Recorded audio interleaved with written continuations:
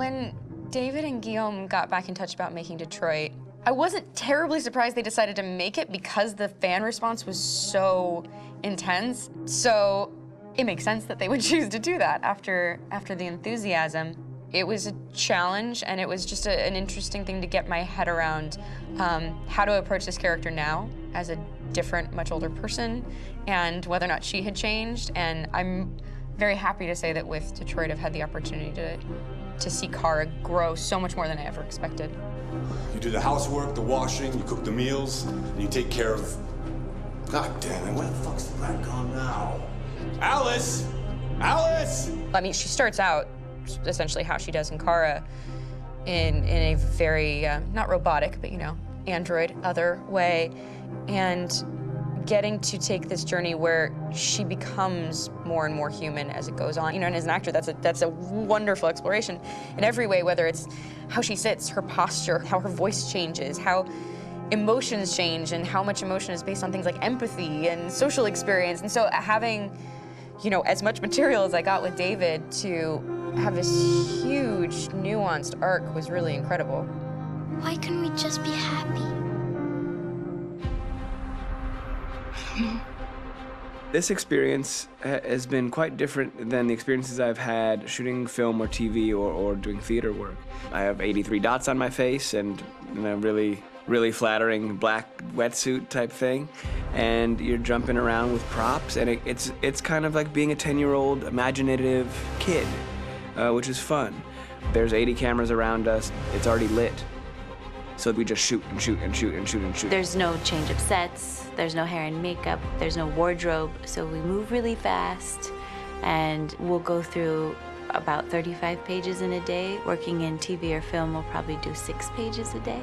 It's kind of acting boot camp. It's like working out constantly. I mean, you're doing this thing, and then you got to do something that's completely other back to back to back. And so that kind of process of working is very challenging, but it's also very exciting because you just have to keep coming up with new ideas, and your head goes all over the place because you're trying to keep track of basically 4 different storylines for each different response. You shot that girl, for fuck's sake. It was a machine that looked like a girl. Yeah, I know what I should have done. I just told you I couldn't. All right, I'm sorry. The fact that David Cade, he's telling like many stories interwoven from beginning to end is super complicated and super impressive, and I have no idea how he keeps it all in his head. He's not just the writer or the director who's seeing this from the outside eye, he's also thinking about the player walking through this space. You know, only somebody who really, really loves not the work, but like these characters and these stories and cares about doing something meaningful would invest that much in it. And it's always inspiring to work with somebody who cares that much. My experience with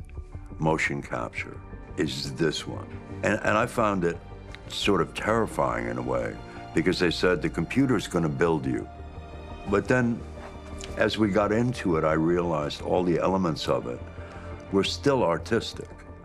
I just dipped into a really brilliant setup here. I've never seen anything like it. And this won't turn me into a product because I was playing a character.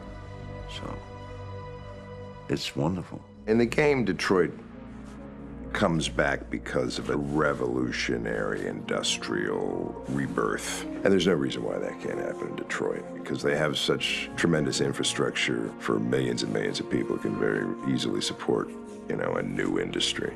The city is really strong and resilient, but the city has also been through so much. You see the damage. But it takes that time of kind of rebuilding and reinvesting into the city that I think is happening slowly but surely. The potential of Detroit as a city is something that this game does a lot of justice to, because it would be easy to look at Detroit as some place that used to be, and that's not the case. This game provokes a lot of conversation and reflection on our potential near-future engagement with machines. That's what we are to them.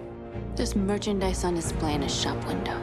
I think that a group that feels marginalized, feels like they deserve and have earned access to themselves and the environment around them, and are trying to figure out a way to articulate how to get freedom.